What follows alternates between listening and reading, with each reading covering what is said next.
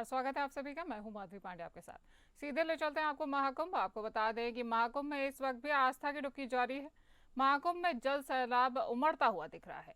महाकुंभ में भीड़ ही भीड़ पाई जा रही है और यात्रियों का, श्रद्धालुओं का आंकड़ा 63 करोड़ के पार पहुंच चुका है। आपको बता दें कि बिहार के मुजफ्फरपुर जंक्शन पर भी अफरा तफरी का माहौल बना हुआ है। इस वक्त भी महाकुंभ में जन सैलाब उमड़ता हुआ दिखाई दे रहा है।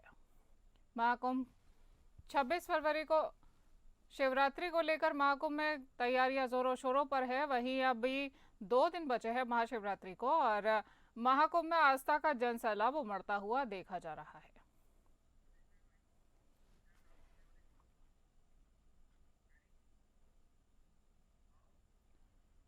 महाराष्ट्र के उप मुख्यमंत्री एकनाथ शिंदे ने आज महाकुंभ 2025 के पावन अवसर पर सपरिवार त्रिवेणी संगम में आस्था की डुबकी लगाई।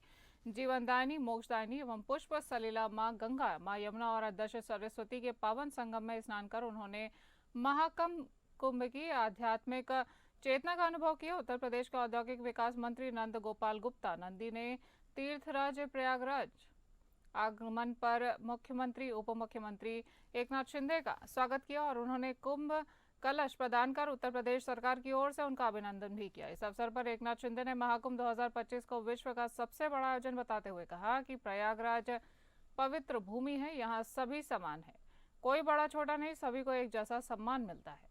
यहाँ श्रद्धालुओं को किसी भी प्रकार की असुविधा ना हो, इसके लिए खास इंतजाम किए गए हैं और मुख्यमंत्री योगी आदित्यनाथ स्वयं व्यवस्थाओं पर नजर बनाए हुए हैं, जिससे यहाँ महाकुंभ दिव्य और भव्य बन रहा है। आप इन तस्वीरों में देख सकते हैं कि महाराष्ट्र के उप मुख्यमंत्री एकनाथ शिंदे सपरिवार महाकुंभ में आस्था की डुबकी लगाने के लिए पहुंचे हैं।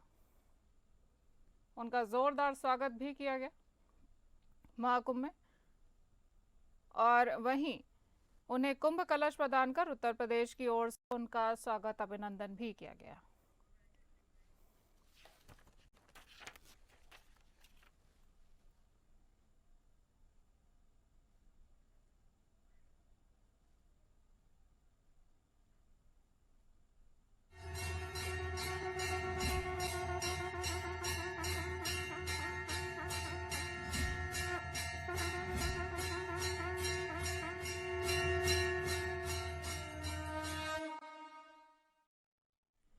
मुरादाबाद में उत्तर प्रदेश के मुख्यमंत्री योगी आदित्यनाथ की एक फोटो छपी है। आपको बता दें कि इस फोटो में बिरयानी खाते हुए दिखाया गया। बिरयानी वाले और मीट का एक टुकड़ा फोटो को हिलाते हुए एक शख्स का वीडियो वायरल हो गया है। यह आपत्तिजनक वीडियो फिरोज खान नाम के व्हाट्सएप स्टेटस पर लगा हुआ है। वीडियो को देखकर भाजपा युवा मोर्चा की ओर से थाना सिविल लाइन में शिकायती पत्र देकर कार्यवाही की मांग की गई है। पुलिस ने मामले की पुष्टि करते हुए कहा कि आरोपी के खिलाफ मुकदमा दर्ज कर गिरफ्तारी के लिए टीमें लगा दी गई हैं। एसपी सिटी कुमार रणविजय ने मामले की पुष्टि करते हुए बताया कि थाना सिविल लाइन के एसएचओ को एक प्रार्थना पत्र प्राप्त हुआ है, जिसमें मुख्यमंत्री की फोटो के साथ एक छेड़छाड़ की गई है और कुछ अभद्र टिप्पणियां करते हुए एक शख्स ने अपने स्टेटस पर यह वीडियो लगाया है। व्यक्ति का नाम फिरोज खान बताया जा रहा है, जो नवीन नगर सिविल लाइन का रहने वाला है। उसके खिलाफ मामला दर्ज किया गया है। उसको गिरफ्तार करने के लिए हमारी टीमें लगी हुई हैं। जल्द ही इसको गिरफ्तार कर लिया जाएगा और पूरी वैधानिक कार्यवाही भी की जाएगी। आपको बता दें कि मुख्यमंत्री योगी आदित्यनाथ का एक वीडियो वायरल हुआ है, जिसमें मुख्यमंत्री योगी आदित्यनाथ की फोटो को मीट का टुकड़ा खिलाते हुए एक व्यक्ति दिखाई दिया है और इस व्यक्ति का नाम फिरोज खान है, जिसने अपने व्हाट्सएप स्टेटस पर यह वीडियो लगाया है।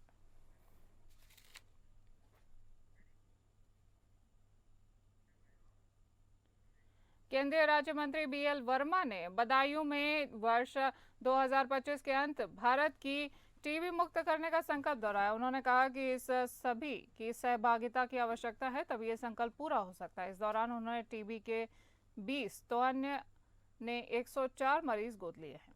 साथ ही उन्होंने पोषण पोटली उपलब्ध भी कराई। बतौर मुख्य अतिथि केंद्रीय राज्य मंत्री बीएल वर्मा ने कहा कि भारत सरकार टीबी के मरीजों को मुफ्त इलाज के साथ साथ अच्छे पोषण के लिए 1000 रुपये प्रति माह देती है। केंद्रीय राज्य मंत्री ने सभी राजनीतिक संगठनों से एवं सभी अधिकारियों और कर्मचारियों से अपनी क्षमता के अनुसार टीबी के मरीजों को गोद लेने की अपील की है। इस दौरान केंद्रीय राज्य मंत्री द्वारा 20 मरीजों को गोद लेकर उन्हें पोषण पोटली भी उपलब्ध कराई गई है। तो भारत अभियान चल रहा है और माननीय प्रधानमंत्री आदरणीय मोदी जी ने तय किया है कि 31 दिसंबर 2025 तक टीबी मुक्त भारत हो। इसके लिए देश में, प्रदेश में और हमारे जनपद में सभी जगह ये तेजी के साथ अभियान चल रहा है और 100 दिन का ये अभियान बहुत तीव्र गति का अभियान है, जिसमें रोगियों को हमने चिन्हित कर लिया है। कुछ ऐसे गुमशुदा रोगी हैं, उनको हमें चिन्हित करना है और बदायूं में इस प्रकार के अब तक लगभग 9,000 इस टीबी से ग्रसित लोग पाए गए हैं, जिसमें हमने निक्षय मित्र बनाने की जो स्कीम है लगातार चल रही है, तो उसमें अब तक 2,100 निक्षय मित्र बने हैं, जिसमें रोगियों के लिए गोद लेने का काम होता है, उन्हें पोषण पोटली देने का काम होता है और एक रोगी का खर्चा 6 महीने का 3600 रुपये आता है। समाजवादी पार्टी के नेता अब्दुल्ला आजम खान अब हरदोई के जेल से लगभग 1.5 साल बाद रिहा हो चुके हैं। अब्दुल्ला आजम खान कड़ी सुरक्षा की व्यवस्था के बीच जेल के गेट से बाहर आए। वो किसी से मिला बिना ही मीडिया से बिना बात किए ही रामपुर के लिए रवाना हो गए। अब्दुल्ला आजम खान के वरिष्ठ नेता और पूर्व मंत्री आजम खान के बेटे हैं, जो विभिन्न मामलों के तहत सीतापुर की जेल में बंद है। अब्दुल्ला आजम खान की रिहाई की खबर सुनकर मुरादाबाद की महिला सपा सांसद रुचि वीरा समेत कई नेता और कार्यकर्ता हरदोई जिले के जेल के बाहर पहुंचे हुए थे। आपको बता दें कि सपा के नेता अब्दुल्ला आजम खान अब जेल से रिहा हो चुके हैं और लगभग 1.5 साल बाद ये हरदोई जिला कारागार से रिहा हुए हैं।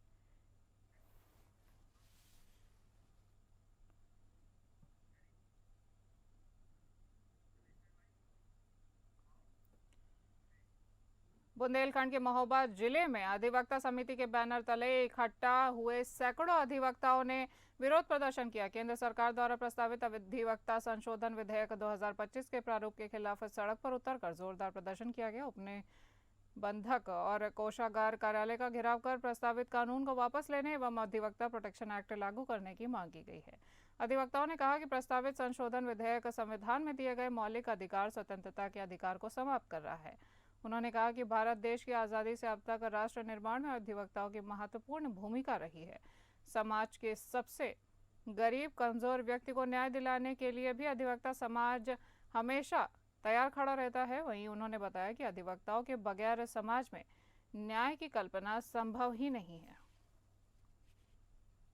आपको बता दें कि बुंदेलखंड के महोबा जिले में जिला अधिवक्ता समिति के बैनर तले ये अधिवक्ता इकट्ठा हुए और इन्होंने विरोध प्रदर्शन किया।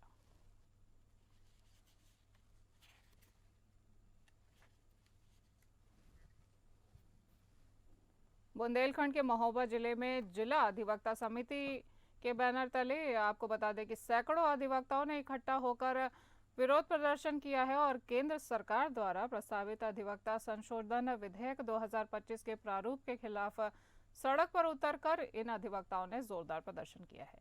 उप निबंधक और कोषागार कार्यालय का घेराव कर प्रस्तावित कानून को वापस लेने एवं अधिवक्ता प्रोटेक्शन एक्ट लागू करने की इन्होंने मांग की है। वहीं अधिवक्ताओं ने कहा कि प्रस्तावित संशोधन विधेयक संविधान में दिए गए मौलिक अधिकार स्वतंत्रता के अधिकार को समाप्त कर रहा है। उन्होंने कहा कि भारत देश की आज़ादी से अब तक राष्ट्र निर्माण में अधिवक्ताओं की महत्वपूर्ण भूमिका रही है। वहीं समाज के सबसे गरीब और कमजोर व्यक्ति को न्याय दिलाने के लिए भी अधिवक्ता समाज हमेशा तत्पर रहा है। उन्होंने बताया कि अधिवक्ताओं के बगैर समाज में न्याय की कल्पना करना भी संभव नहीं है।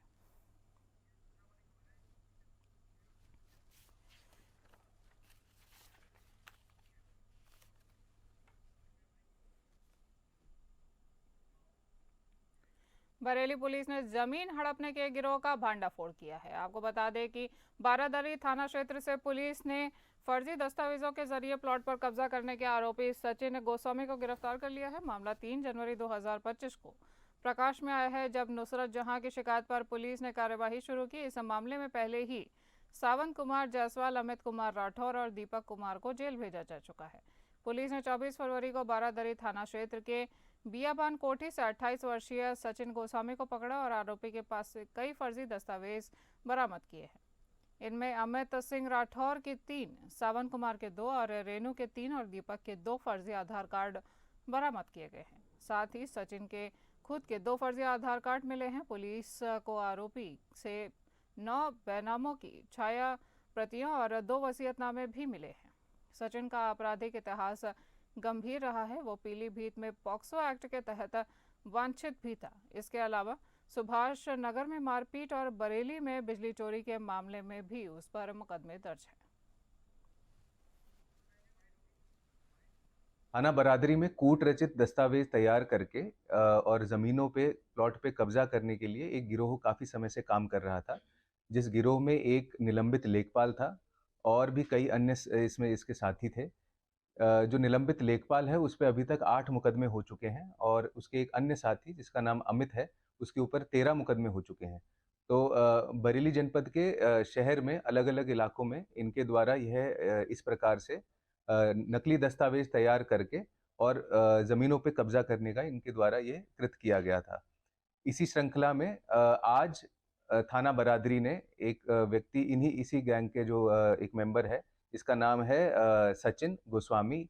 यह थाना कैंट क्षेत्र में एक अंगूरी गांव पड़ता है, वहां का है। इस पे पहले से कोई आपराधिक मामला दर्ज नहीं है। ये 7/25 थाना बरादरी में मुकदमा लिखा गया था, जिसमें वादिनी नुसरत जहां थी उसकी जमीन पर कूट रचित दस्तावेज तैयार करके इन लोगों ने कब्जा किया था और उसी कूट रचित जो दस्तावेज था उसमें गवाह के रूप में यह व्यक्ति था और इसके पास से जितने ये फर्जी जो डॉक्यूमेंट्स बनाए थे वो। बरेली में अपर सत्र न्यायाधीश सुरेश कुमार गुप्ता की अदालत ने एक बड़ा फैसला सुनाया है। आपको बता दें कि दरअसल वर्ष 2010 में तत्कालीन एसपी ट्रैफिक कल्पना सक्सेना पर जानलेवा हमला करने वाले 3 सिपाहियों और एक बिचौलिए को 10-10 साल के कारावास की सजा सुनाई गई है। दोषियों पर 1-1 लाख रुपए का जुर्माना भी लगाया गया है। सजा सुनाई जाने के बाद दोषी कोर्ट में ही फफक कर रो पड़े और वर्तमान में आईपीएस कल्पना गाजियाबाद में अतिरिक्त पुलिस आयुक्त के पद पर तैनात है। घटना 2 सितंबर 2010 को शाहजहांपुर रोड स्थित मजार के निकट कैंट थाना क्षेत्र में हुई थी। एसपी ट्रैफिक कल्पना सक्सेना ने बताया था कि ट्रैफिक कर्मियों द्वारा अवैध वसूली की सूचना पर वो घटना स्थल पर पहुंची तो वहां मौजूद सिपाही मनोज रविंद्र के भाई धर्मेंद्र ने कार चढ़ाकर उन्हें जान से मारने की कोशिश की। उनकी गर्दन पकड़कर 200 मीटर तक पीटते हुए उन्हें घसीटा गया था। चालक ने उनको बचाया था और सजा पर सुनवाई के दौरान अभियोजन पक्ष ने कहा कि यदि लोक सेवक अपने वरिष्ठ अधिकारी को जान से मारने की कोशिश कर रहा है तो वो जनता से कैसा व्यवहार करता होगा।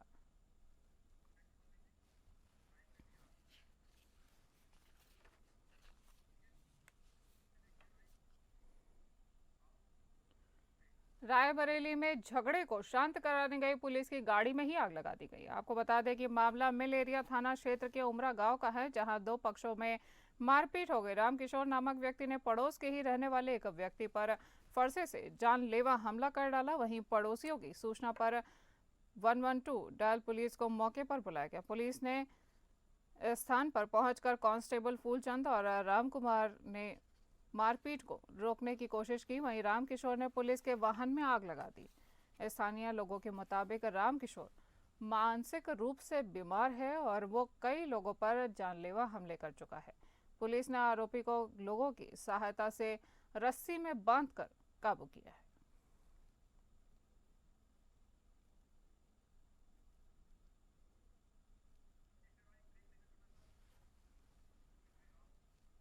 आपको बता दें कि महाशिवरात्रि को लेकर अब तैयारियां जहां जोरों पर है, वहीं पर रायबरेली के डीएम ने सारे ही शिव मंदिरों का निरीक्षण किया और उन्होंने क्षेत्रों के सभी मंदिरों में साफ सफाई और सुरक्षा व्यवस्थाओं का जायजा भी लिया। जिलाधिकारी और पुलिस अधीक्षक ने यहां के कार्यों से संबंधित विभागों को आवश्यक दिशा निर्देश भी जारी किए हैं। इस संबंध में जिलाधिकारी हर्षिता माथुर ने जानकारी देते हुए बताया कि पूरे जिले में ऐसे दर्जन भर से ज्यादा शिव मंदिर हैं जहां अपार भीड़ होती है। उन्होंने कहा कि ऐसे में इन मंदिरों पर शिवरात्रि पर पहुंचने में कोई दिक्कत न हो, इसे लेकर तैयारियां पूरी कर ली गई हैं।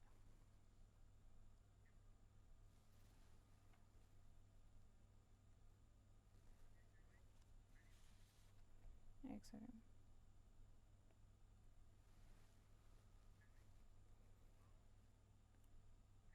हमीरपुर जिले के सुमेरपुर थाना क्षेत्र के फरहान टावर के बगल में बीती रात अज्ञात चोरों ने चोरी की घटना को अंजाम दिया है। आपको बता दें कि घर लौटे परिजनों को घर का ताला टूटा हुआ देखकर चोरी की आशंका हुई। अंदर जाकर देखा गया तो घर की अलमारी का ताला टूटा पड़ा था। घर के लोगों का कहना है कि घर पर रखे 1.5 लाख रुपए और जेवर चोरों ने जब्त कर लिए हैं। वहीं पीड़ित की तहरीर के आधार पर पुलिस में कार्यवाही शुरू कर दी गई है। कस्बे के सीसीटीवी कैमरे चोरी के खुलासे को लेकर देखे जा रहे हैं। सीमा और उसकी बेटी ने बताया कि वह लोग घर पर ताला लगाकर गए थे, जबकि वो जब घर से लौटे तो उन्होंने देखा कि घर का ताला टूटा हुआ था और घर पर रखे सभी रुपए और जेवर चोरी हो चुके थे। चोरी की सूचना उन्होंने पुलिस को दे दी है।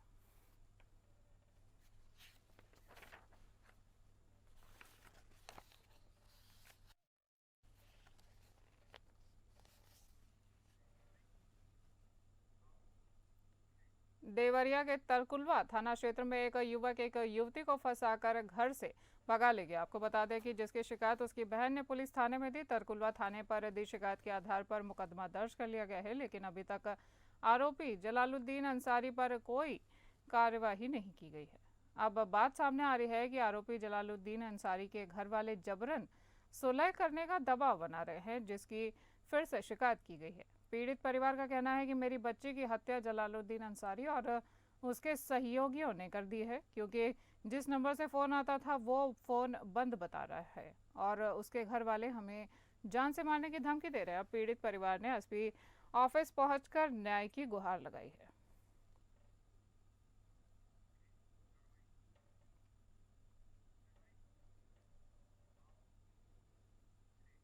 पीलीभीत में 3 आतंकवादियों से पीलीभीत पुलिस और पंजाब पुलिस की संयुक्त कार्यवाही में मारे गए हैं। विवेचना के दौरान आश्चर्यजनक बातें भी सामने आई हैं, जिसमें एनआईए का मोस्ट वांटेड अपराधी, जिस पर 10 लाख इनाम घोषित है, कोरोना काल के समय पीलीभीत जिले में आकर रुका था। यहीं के रहने वाले कुछ लोगों द्वारा कुछ रुपए के लालच में आकर फर्जी पासपोर्ट और वीज़ा बनवाकर विदेश भेजना। इस व्यक्ति द्वारा कुछ लोगों के फर्जी पासपोर्ट बनवाकर लोगों को विदेश भेजने का झांसा दिया गया था। इस मामले में कड़ी जुड़कर जब सामने आई तो कस्बा पूरनपुर, कस्बा मझोला और कस्बा अमरिया पीलीभीत सहित कई जगहों के लोगों को विदेश भेजने के नाम पर लाखों की ठगी का मामला सामने आया, जिसको लेकर पुलिस अधीक्षक अविनाश पांडे द्वारा पूरनपुर कोतवाली में ऐसे लोगों से शिकायती पत्र लेकर उन पर मुकदमा दर्ज करने के लिए एसएचओ पूरनपुर को निर्देश दिए गए।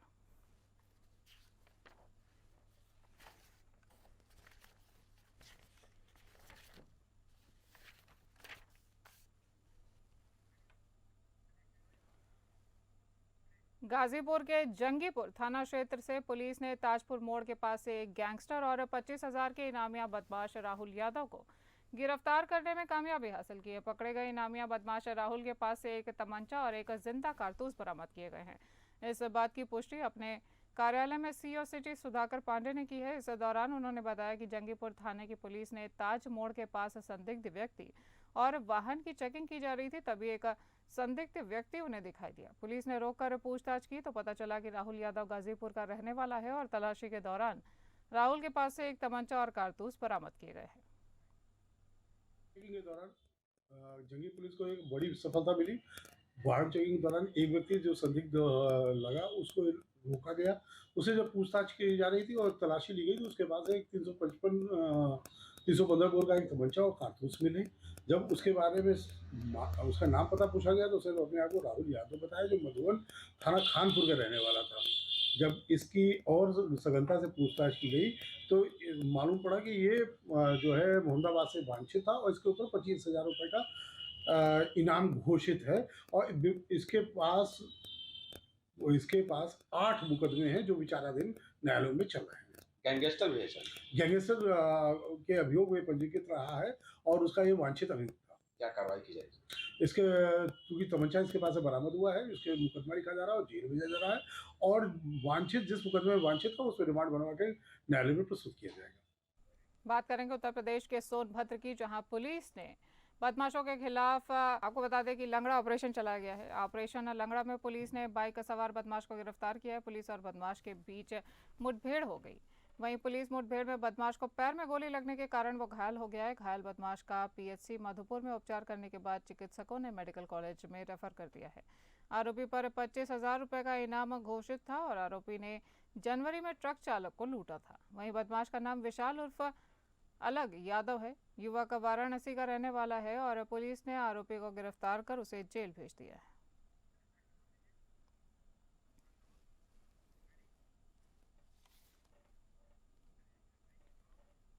सीतापुर में संदिग्ध अवस्था में एक युवक की मौत का मामला प्रकाश में आया है। आपको बता दें कि युवक मौत पर परिजनों में आक्रोश है और परिजनों ने मृतक का शव सड़क पर रखकर जोरदार प्रदर्शन किया। परिजनों ने विरोधियों पर हत्या करने का आरोप लगाया है। हंगामे की सूचना मिलने पर पुलिस मौके पर पहुंची। पुलिस ने प्रदर्शन कर रहे परिजनों के शव को कब्जे में ले लिया है और पुलिस द्वारा परिजनों को भगाने का वीडियो भी सामने आया है। किस तरह पुलिस परिजनों को भगा रही है और पुलिस ने परिजनों से शव को लेकर अब शव को पोस्टमार्टम के लिए भेज दिया है। सतना थाना क्षेत्र का पूरा मामला।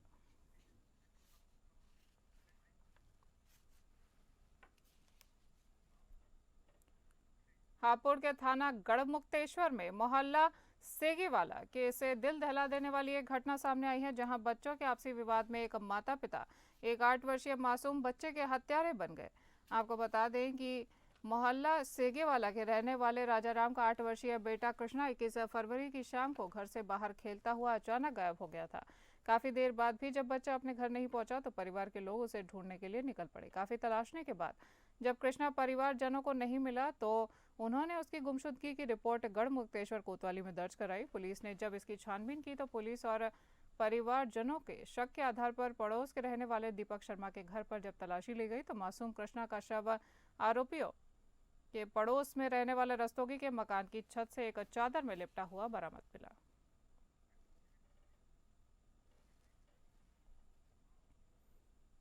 चंदौली के मुगल सराय कोतवाली क्षेत्र के हृदयपुर गांव में डीएफसीसी का कार्य कर रहे एक हाइड्रा की चपेट में आने से उसी गांव के एक किसान की दर्दनाक मौत हो चुकी है। घटना से आक्रोशित ग्रामीणों ने जमकर हंगामा किया और शव रखकर धरना प्रदर्शन शुरू कर मुआवजे की मांग के साथ ही एक व्यक्ति को नौकरी देने की मांग पर अड़ गए हैं। सूचना पर पहुंची कोतवाली पुलिस लोगों को समझाने में जुटी हुई है और ग्रामीण डीएफसीसी के अधिकारियों को मौके पर बुलाने पर अड़े हुए हैं। वहीं आरोप है कि हाइड्रा चला रहा चालक नाबालिग था और नशे में धुत था। घटना के बाद वह हाइड्रा छोड़कर मौके से फरार हो गया। आप इन तस्वीरों में देख सकते हैं किस तरह शव को रखकर परिवारजन अपनी मांगों को सामने रख रहे हैं। इस बुलेटिन में इतना ही। नमस्कार।